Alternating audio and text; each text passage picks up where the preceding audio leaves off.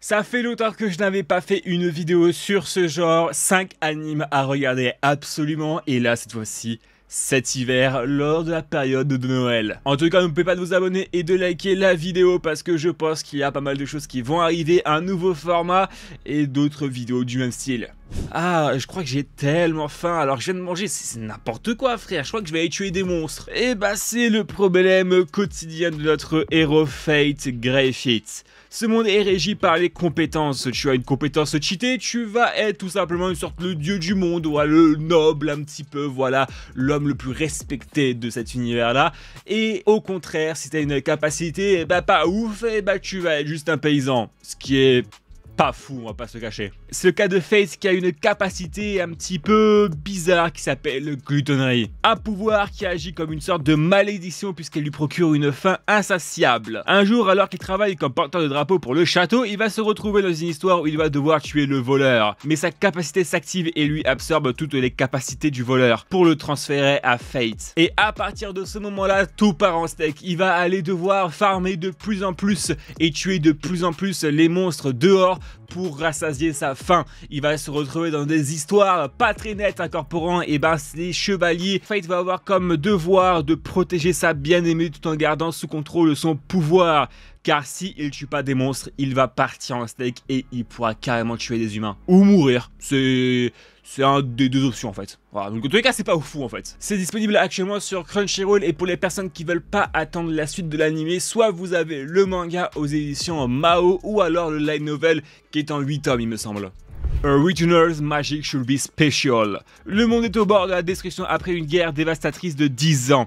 Cette guerre a tué quasi la totalité des magiciens, à part un petit groupe dont Désir Herman, notre héros, fait partie. Alors que notre petit groupe vient de tuer le boss final, une explosion se passa et tua tout le reste. Sauf que Désir Herman, on ne sait pas comment, va se faire renvoyer dans le temps, à l'époque où il était étudiant dans l'académie Ebrion. Grâce à cette seconde chance, Désir décide de changer le destin funeste qui l'attend.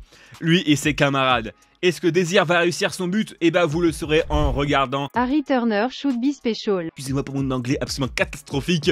C'est actuellement disponible sur Crunchyroll, c'est super intéressant, les épisodes sont plutôt bien rythmés. Moi je kiffe vraiment, en plus c'est une sorte de petite relation amoureuse qui est plutôt sympathique. Et c'est aussi disponible sous le format donc de Webtoon, donc pour ceux qui s'intéressent, ben allez voir. Il y a aussi le format papier disponible aux éditions K-Books, qui est franchement une super belle édition, donc je peux vous le conseiller. Le prochain animé a été pour moi une vraie surprise parce que au début je n'aimais pas trop et après au fur et à mesure que je regardais, en fait c'est le deuxième épisode en fait.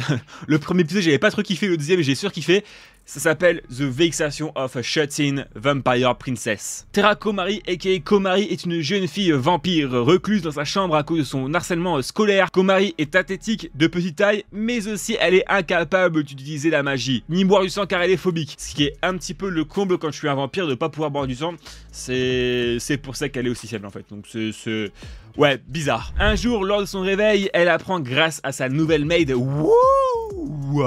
Elle me rappelle Ginyu Gechini Pat. En tout cas, elle est plutôt pas mal. On va pas se le cacher, hein, dis donc. Hein. Elle apprend que la décision de son daron, et ben, elle va devenir générale de l'Empire. Oui, vous avez bien entendu, générale de l'Empire. Elle va devoir bluffer devant tout le monde pour éviter que son secret soit découvert. Mais tout ne va pas se passer comme prévu, car elle est activement menacée par une organisation d'assassins qui en veut à ses pouvoirs, mais aussi à son royaume. C'est actuellement disponible sur ADN et je peux que vous le conseiller. C'est juste une dinguerie. J'ai juste une envie, c'est que le light novel ou alors le manga ils sortent parce que c'est trop une dinguerie en fait. J'ai vraiment trop kiffé, les personnages sont magnifiques, il y a beaucoup d'action, c'est incroyable, c'est spectaculaire, vraiment tu te dis mais waouh, je veux savoir la suite, je veux savoir c'est quoi la fin aussi.